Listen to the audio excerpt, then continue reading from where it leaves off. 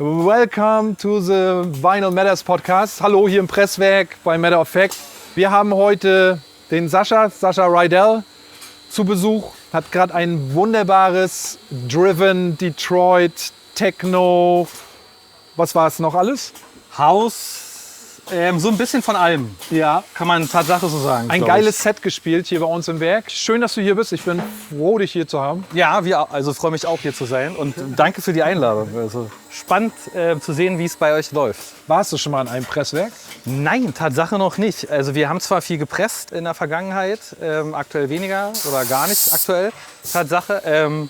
Und natürlich damit vertraut, wie es Pressen funktioniert, weil es super interessant ist, wie das Thema läuft. Und dann hat man natürlich quasi, wenn du bei Mastern warst, den Lack geschnitten und dich dann auch weiter damit beschäftigst. Ne? Also im Prinzip sind wir immer stehen geblieben beim Schneiden nach dem Mastern, die Sache rausgeschickt und gehofft, dass sie gut wieder ankommt. Also nicht Puffen und Dampfen gehört Nee. und Zischen und Knacken und alles, was dazu gehört. Ne? Du bist die Puff-Premiere heute quasi. Die Puff-Premiere.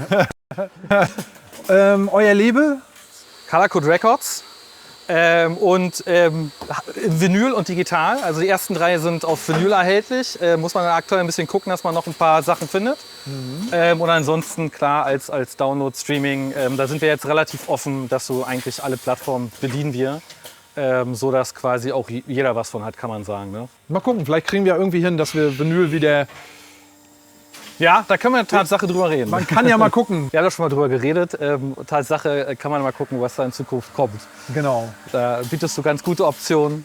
Spielst du sonst auch Vinyl in den oder weniger oder Also Hybrid, Tatsache, mittlerweile ist es wesentlich mehr digital. Ja, einfach der Zeit auch ein bisschen geschuldet und jeder hat so ein bisschen sein Steckenpferd. Das macht aber, wie gesagt, super Spaß. Deswegen hat es heute auch super Spaß gemacht, hier zu spielen. Schön, ja. Weil es Tatsache gar nicht mal mehr so oft vorkommt. Ne? Du kannst zwar sagen, hier stellt mal mir bitte einen Plattenspieler hin, aber es ist halt im Standard, ist es halt so, dass du Tatsache mit dem TDJs endest und deswegen war es halt eine coole Erfahrung, mal wieder so schön ausgiebig Vinyl zu spielen. Schön. Berlin, du kommst aus Berlin. Ja, gebürtig. Und heute war irgendwie ein wichtiger Tag in Berlin wegen Kultur, die ganzen Förderungen, Clubsterben und sowas. Kriegst du davon auch viel mit? Eigentlich kriegen es alle mit. Ja, ich, ne? genau. Also es ist nicht mitzukriegen. Ne? Sag ich mal, die Clublandschaft hat sich in den letzten Jahren sowieso geändert. Sage ich mal, unabhängig jetzt natürlich die Corona-Pandemie, die ihren Schnitt hinterlassen hat. Ne? Ja. Ich glaube, so bestimmte Tendenzen waren auch vorher schon da und Corona hat es vielleicht ein bisschen katalysiert, dass es schneller zu Änderungen kommt. Man hat ja die Beispielakte mit dem Watergate. Renate macht jetzt, glaube ich, noch ein Jahr.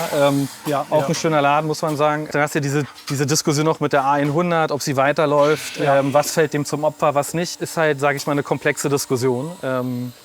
Und im Prinzip, man muss halt sagen, Berlin ist damit gewachsen, lebt davon, hat alles sein Für und Wider. Ne? Manchmal ist es auch für mich anstrengend, im Clubleben oder das als Gast zu betrachten, weil es mir manchmal auch zu viel ist. Ne? Aber insgesamt, wie gesagt, es ist ein wichtiger Faktor für die Stadt selber. Ja. Ne? Und ich glaube, die Erkenntnis existiert irgendwo, aber zum Schluss ist es wahrscheinlich ein riesen Haifischbecken. Ne? Und die Leute, die vielleicht mehr machen wollen, sind gar nicht mehr an dem Zünglein. Jetzt kann man gucken, was kulturmäßig geht. Aber da, wie gesagt, muss von vielen Seiten, glaube ich, der Wille da sein. Und dann ist es halt auch natürlich ein Business. Braucht man sich quasi auch nichts vormachen. Genau, ne? Es sind ziemlich viele Faktoren, die da eine Rolle spielen. Manchmal ist es ja nicht nur, dass irgendwelche Förderungen oder ein Clubsterben durch die Gelder, die durch die Institutionen versagen, sondern vielleicht nicht das richtige Management gewesen, nicht die richtige Strategie manchmal, ne? sich durchzusetzen. Da gibt es viele Aspekte. Es ist eine wahnsinnig große Mannigfaltigkeit. Da sieht man ja auch, wenn man jetzt digitale Podcasts anguckt oder so. Es gibt so viele Bereiche und Subgenres mittlerweile von dieser Musik. Dann, das sage ich mal, da kann ich jetzt weniger beurteilen, sage ich mal aus meiner Brille als DJ. Wir spielen so konstant unseren Sound oder unsere Bandbreite, so wie auch heute, zwar vielfältig, ne, aber sind unserer Linie treu und verfolgen das halt seit Jahren. Und dann gibt es halt so viele andere Richtungen und da macht halt jeder auch seins. Und deswegen kann ich gar nicht beurteilen, im Prinzip, welche Philosophie dann in den Club fahren will. Da muss jeder, glaube ich, seinen eigenen Weg finden. Genau. Ja, hoffentlich erreichen die Leute auf der Demo was. Mit Techno und House wird es immer weitergehen, glaube ich. Ja, kommt von dir was Neues jetzt in Zukunft? Ja, also aktuell Tatsache, wir hatten jetzt auf Color Code ein bisschen so die Release-Wochen, könnte man sagen. Ja, schön. Also von Roman sind jetzt 2 Singles rausgekommen, Single-Tracks. Und Tatsache nächste Woche Freitag und jetzt in der Pre-Order, also eine EP von Roman mit Remixen von Monomode, von Selig, von mir selber auch. Und danach kommt dann auch noch, es wird vielleicht dieses Jahr nicht mehr ganz was werden, Anfang des Jahres dann nochmal eine EP von mir. Also wie gesagt, wir sind jetzt wieder ein bisschen fleißig am Machen, dass da ein bisschen mehr Content und neuer Stuff rauskommt auf Color Code. Das heißt, du bist ziemlich umtriebig im Studio.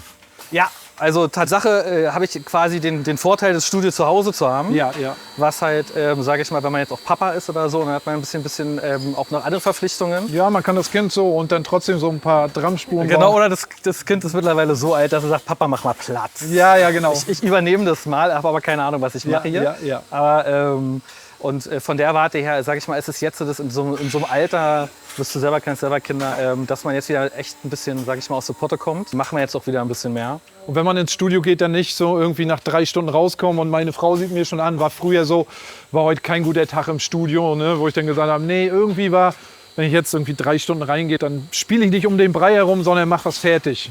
So, ne? Nicht mehr großartig testen, neue Plugins hier, neue irgendwas. Ich habe dann so meine Waffen und weiß, damit arbeite ich und ziehe das Ding dann durch. Und wenn ich rauskomme, bin ich motiviert, weil ich weiß, der Tag, der hat was gebracht dann. Ne? So, das ist wahrscheinlich, wenn man erwachsen wird als Produzent, dass man dann irgendwann... Definitiv, es ist ein Prozess. Genau, Also genau. Es ist einfach so. Und ich glaube, es ist ein leidiges Prozess, was jeder durchschreitet, wenn er Musik macht irgendwie. Das eine ist halt, gute Ideen zu haben, das andere sind, die Dinge fertig zu machen. Ne? Und deswegen muss man noch ein bisschen konstant am Ball bleiben. Und es ist jetzt wieder eher möglich, dass man, sage ich mal, konsequent Dinge zu Ende macht. Deswegen sind wir gerade auch wieder dabei, insgesamt ein bisschen mehr mit Color Code zu releasen. Quasi, wir sind zu dritt mit Roman und Jens, Monomode, dass wir alle wieder ein bisschen mehr Zeit haben, wirklich guten Content zu machen und das gut managen können. Cool, ich bin gespannt. Watch out for Color Code. Ne? Wirklich, hört euch das Label mal an, zieht euch das rein. Vielleicht gibt es demnächst auch wieder Platten. Ihr kriegt nachher noch von mir noch einen kleinen Plattenstapel, auch wenn fürs nächste Vinyl-Set. Ja, gerne. Einfach mal zum Wegpacken. Wir sind ja hier auch Vertrieb, produzieren die Platten, vertreiben sie. Prosumer-Prinzip, konsumieren, produzieren. Vielleicht gefallen euch die ja. Es war auf jeden Fall genial, dich hier zu haben. Weißt, ist bestimmt nicht das letzte Mal gewesen. Wir kommen wieder. Genau, dann wird wieder gegrillt, Kaffee. Na gut.